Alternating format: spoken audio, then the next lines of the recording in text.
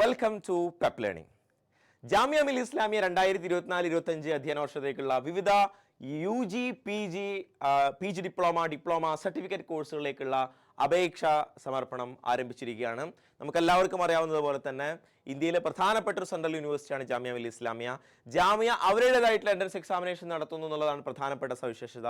അതുകൊണ്ട് ജാമിയയിലേക്ക് അപേക്ഷ സമർപ്പിക്കുന്നതിന് മുമ്പ് എന്തെല്ലാം കാര്യങ്ങൾ ശ്രദ്ധിക്കണം എന്നുള്ളതാണ് പ്രധാനമായിട്ടും ഈ വീഡിയോയിൽ ചർച്ച ചെയ്യാൻ വേണ്ടി പോകുന്നത്.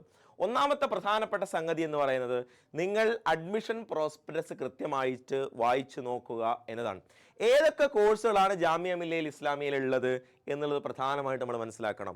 ഈ കോഴ്സുകൾ അറിയാമെന്ന് പറഞ്ഞു കഴിഞ്ഞാൽ പ്രത്യേകിച്ച് +2 കഴിഞ്ഞ കുട്ടികളെ സംബന്ധിച്ചിടത്തോളം ഡിഗ്രി കോഴ്സുകളെക്കുറിച്ചും ഡിഗ്രി കഴിഞ്ഞ ആളുകൾ PG കോഴ്സുകളെക്കുറിച്ചും കൃത്യമായിട്ട് മനസ്സിലാക്കി വെക്കണം എന്നുള്ളതാണ്. അപ്പോൾ നിങ്ങൾ അപേക്ഷ സമർപ്പിച്ച് പൗതി ആകുമ്പോഴല്ല കോഴ്സുകളെക്കുറിച്ച് ധാരണ ഉണ്ടാവേണ്ടത്, അപേക്ഷിക്കുന്നതിന് മുമ്പ് തന്നെ അതുമായി ബന്ധപ്പെട്ട ഡീറ്റെയിൽസ് മനസ്സിലാക്കി വെക്കണം.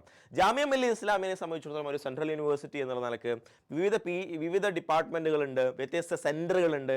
ഈ പറയുന്ന സെൻറ്ററുകളൊക്കെ വളരെ ഇൻ്റർ ഡിസിപ്ലിനറി ആയിട്ടുള്ള കോഴ്സുകളൊക്കെ പ്രൊവൈഡ് ചെയ്യുന്നതായിട്ട് കാണാൻ വേണ്ടി സാധിക്കും. അപ്പോൾ കോഴ്സുകളെ കുറിച്ച് കൃത്യമായിട്ട് മനസ്സിലാക്കി വെക്കുക എന്ന് പറയുന്നത് പ്രധാനപ്പെട്ട സംഗതിയാണ്. അപ്പോൾ നിങ്ങൾ അപേക്ഷ കൊടുക്കുന്നതിന് മുമ്പ് പ്രോസ്പെക്ടസ് വായിച്ചു നോക്കുകയും എത്രയാണ് അപേക്ഷാ ഫീസ് എന്നുള്ളത് മനസ്സിലാക്കി വെക്കണം. അപേക്ഷാ ഫീസ് 2 സ്വഭാവത്തിൽ അപേക്ഷാ ഫീസ് വരുന്നുണ്ട്. 700 അപേക്ഷാ ഫീസ് വരുന്നുണ്ട്, 550 അപേക്ഷാ ഫീസ് വരുന്നുണ്ട്. അത് കോഴ്സുകൾക്കനുസരിച്ച് ഡിഫറൻസ് വരുന്നുണ്ട്. അതുപോലെ തന്നെ പ്രധാനമായിട്ടും നിങ്ങൾ കൊടുക്കുന്ന കോഴ്സിന് എവിടെയാണ് സെൻറ്റർ, എക്സാമിനേഷൻ സെൻറ്റർ എന്നുള്ളത് മനസ്സിലാക്കി വെക്കണം. എക്സാമിനേഷൻ സെൻറ്റർ കേരളത്തിൽ തിരുവനന്തപുരം ജില്ലയിൽ മാത്രമാണ് സെൻറ്റർ ഉള്ളത്. അത് ചില കോഴ്സുകൾക്ക് മാത്രമേ ഉള്ളൂ എന്നുള്ള കാര്യം മനസ്സിലാക്കി വെക്കണം. അതുപോലെ തന്നെ CUT UG വഴി നിങ്ങൾക്ക് അഡ്മിഷൻ കിട്ടുന്ന കോഴ്സുകളുണ്ട്. CUT PG വഴി നിങ്ങൾക്ക് അഡ്മിഷൻ കിട്ടുന്ന കോഴ്സുകളുണ്ട്. അതിന് ജാമ്യ നിർബന്ധമായിട്ടും അപ്ലൈ ചെയ്യേണ്ടതാണ്. CUT അപ്ലൈ ചെയ്ത് കഴിഞ്ഞല്ല, അതുകൊണ്ട് ഇനി അപ്ലൈ ചെയ്യേണ്ട എന്ന് വിചാരിക്കേണ്ടതില്ല. അതുപോലെ തന്നെ പ്രധാനമായിട്ടും മറ്റ് എൻട്രൻസ് വഴിയുള്ള പ്രവേശനമുണ്ട്. ഇപ്പോൾ JEE എൻട്രൻസ് എക്സാമിനേഷൻ വഴിയുള്ള കോഴ്സ് ഉണ്ട്. നാറ്റ വഴി സ്കോർ വഴിയുള്ള BARC പോലെയുള്ള കോഴ്സുകൾക്ക് അതുവഴിയുള്ള പ്രവേശനമാണുള്ളത്. ഇതൊക്കെ നമ്മൾ എന്ത് ചെയ്യണം, നേരത്തെ തന്നെ മനസ്സിലാക്കി വെക്കണം എന്നുള്ളതാണ്. പിന്നെ അപേക്ഷാ സമർപ്പണത്തിന് മുമ്പായി നമ്മുടെ കയ്യിൽ ഉണ്ടായിരിക്കേണ്ട ഡോക്യുമെന്റ്സ് എന്ന് പറയുന്നത് 1 നിങ്ങളുടെ സിഗ്നേച്ചറാണ്, 2 നിങ്ങളുടെ ഫോട്ടോഗ്രാഫാണ്, പിന്നെ നിങ്ങളുടെ ഒരു വാലിഡ് ആയിട്ടുള്ള ഇമെയിൽ ID-യും അതുപോലെ തന്നെ മൊബൈൽ നമ്പർ ഉണ്ടാവുക എന്ന് പറയുന്നത് പ്രധാനപ്പെട്ട സംഗതിയാണ്. ഇത് നിങ്ങളുടെ കയ്യിൽ ഉണ്ടായി കഴിഞ്ഞതിന് ശേഷമാണ് നിങ്ങൾ അപേക്ഷ സമർപ്പണം തുടങ്ങേണ്ടതുള്ളൂ. അപേക്ഷാ സമർപ്പണം നടത്തുന്നതിന് മുമ്പ് പ്രധാനമായിട്ടും നിങ്ങളുടെ ഫാക്ച്വൽ ആയിട്ടുള്ള മിസ്റ്റേക്സ് വരാതിരിക്കാൻ വേണ്ടി നിങ്ങൾ പ്രത്യേകം ശ്രദ്ധിക്കണം. നിങ്ങളുടെ പേര് തെറ്റിപ്പോവാതിരിക്കുക, ഡേറ്റ് ഓഫ് ബർത്ത് തെറ്റാതിരിക്കാൻ ശ്രദ്ധിക്കണം. അങ്ങനെയുള്ള ഫാക്ച്വൽ എറേഴ്സ് ഉണ്ടാവാതിരിക്കാൻ നിങ്ങൾ ശ്രദ്ധിക്കണം.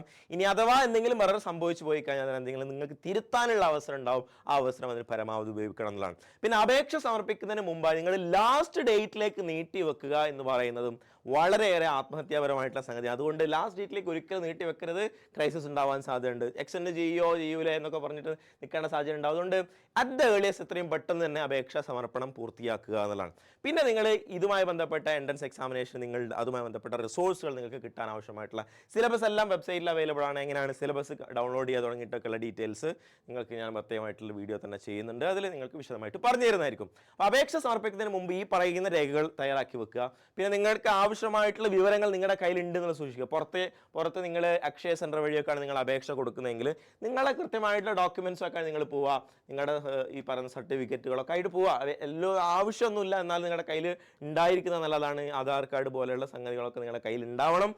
അതുപോലെ തന്നെ നിങ്ങളുടെ എൻട്രൻസ് എക്സാമിനേഷൻ ഈ അപ്ലിക്കേഷൻ കൊടുത്തു കഴിഞ്ഞ സമയത്ത് അപേക്ഷാ ഫീസ് സമർപ്പണത്തിന് നിങ്ങളോട് ഒരു പക്ഷേ ഈ പറയുന്ന പോലെ ക്രെഡിറ്റ് കാർഡ്, ഡെബിറ്റ് കാർഡ്, അതുപോലെ തന്നെ ഇന്റർനെറ്റ് ബാങ്കിങ് തുടങ്ങിയിട്ടുള്ള ഡീറ്റെയിൽസ് ആണ് ചോദിക്കുക. UPA, ഗൂഗിൾ പേ ഓപ്ഷൻ ഒരു പക്ഷേ ഉണ്ടായിക്കോണമെന്നില്ല. അപ്പോൾ നിങ്ങൾ എന്ത് ചെയ്യുക, നിങ്ങൾ ഒരു ഡെബിറ്റ് കാർഡ് നിർബന്ധമായിട്ടും കയ്യിലുണ്ടാവണം. അല്ലെങ്കിൽ ഇന്റർനെറ്റ് ബാങ്കിങ് ഫെസിലിറ്റി ഉണ്ടെങ്കിൽ അതിൻ്റെ യൂസർ നെയിമും പാസ്വേഡൊക്കെ ഓർമ്മ ഉണ്ടാവണം എന്നുള്ള കാര്യം കൂടി പ്രത്യേകം ശ്രദ്ധിക്കേണ്ടതാണ്. ഈ കംപ്ലീറ്റ് ആപ്ലിക്കേഷൻ പ്രോസസ്സ് പൂർത്തിയാക്കുക എന്ന് പറഞ്ഞു കഴിഞ്ഞാൽ അപേക്ഷാ ഫീസ് കൂടി അടച്ചു കഴിഞ്ഞാൽ മാത്രമേ നിങ്ങൾക്ക് എന്ത് ചെയ്യാൻ പറ്റുള്ളൂ, നിങ്ങളുടെ അപേക്ഷാ സമർപ്പണം പൂർത്തിയാവുന്നുള്ളൂ. അപേക്ഷാ സമർപ്പണം പൂർത്തിയായി കഴിഞ്ഞാൽ നിങ്ങൾ അതിൻ്റെ ഒരു ഡോക്യുമെന്റ്, നിങ്ങൾ അതിൻ്റെ ഒരു PDF ഫയൽ നിങ്ങൾക്ക് കിട്ടും. ആ PDF ഫയൽ നിങ്ങളെ മെയിലിൽ അറ്റാച്ച് ചെയ്ത് വെക്കുകയും അത് നിങ്ങൾ സൂക്ഷിച്ച് വെക്കുകയും ചെയ്യുക. പ്രിന്റ് എടുക്കുകയോ അങ്ങോട്ടേക്ക് അയച്ചു കൊടുക്കുകയോ ചെയ്യുന്ന ഡിജിറ്റൽ സ്വഭാവത്തിലല്ലാത്ത യാതൊരു തരത്തിലുള്ള ഹാർഡ് കോപ്പി സംവിധാനങ്ങളൊന്നുമില്ല. ജാമ്യയിലേക്ക് അയച്ചു കൊടുക്കുക എന്ന് പറഞ്ഞ പരിപാടിയൊന്നുമില്ല. എല്ലാം ഈ പറയുന്ന സ്വഭാവത്തിലുള്ള സംഗതിയാണ്. രണ്ടാമത് പ്രധാനമായിട്ടും മനസ്സിലാക്കേണ്ടത്, നിങ്ങൾ അപേക്ഷ സമർപ്പണം കഴിഞ്ഞു കഴിഞ്ഞാൽ നിങ്ങൾ നിർബന്ധമായിട്ടും വെബ്സൈറ്റ് ഇടയ്ക്ക് ചെക്ക് ചെയ്ത് നോക്കണം. ഹാൾ ടിക്കറ്റുമായി ബന്ധപ്പെട്ട സംഗതികളെല്ലാം വെബ്സൈറ്റിലാണ് വരിക. എക്സാമിനേഷൻ സെൻറ്ററിന് ആവശ്യമായിട്ടുള്ള സംഗതികൾ, അതുപോലെ തന്നെ നിങ്ങളുടെ എവിടെയാണ് സെൻറ്റർ, അതുപോലെയുള്ള സംഗതികളൊക്കെ നിങ്ങൾ മനസ്സിലാക്കേണ്ടത് കംപ്ലീറ്റ്ലി വെബ്സൈറ്റിലൂടെയാണ് വരിക. No personal intimation will be there. നിങ്ങൾക്ക് പേഴ്സണലി ഒരു സംഗതികളും നിങ്ങൾക്ക് ലഭിക്കുകയില്ല, കാര്യങ്ങൾ കൂടി മനസ്സിലാക്കി വെക്കണം. അത് ഇത്രയും കാര്യങ്ങൾ നിങ്ങൾ കൃത്യമായി മനസ്സിലാക്കിയതിന് ശേഷം മാത്രമാണ് നിങ്ങൾ ജാമിയ മില്ലിയ ഇസ്ലാമിയയിൽ അപേക്ഷ സമർപ്പിക്കേണ്ടതുള്ളൂ. നിങ്ങൾക്ക് എന്തെങ്കിലും സംശയങ്ങൾ തീർച്ചയായിട്ടും നിങ്ങൾക്ക് കോൺടാക്ട് ചെയ്യുകയും അഡ്മിഷൻ ഹെൽപ്പ് ഡെസ്കിനെ സമീപിക്കുകയും ചെയ്യാവുന്നതാണ്. Wish you all the best. Thank you.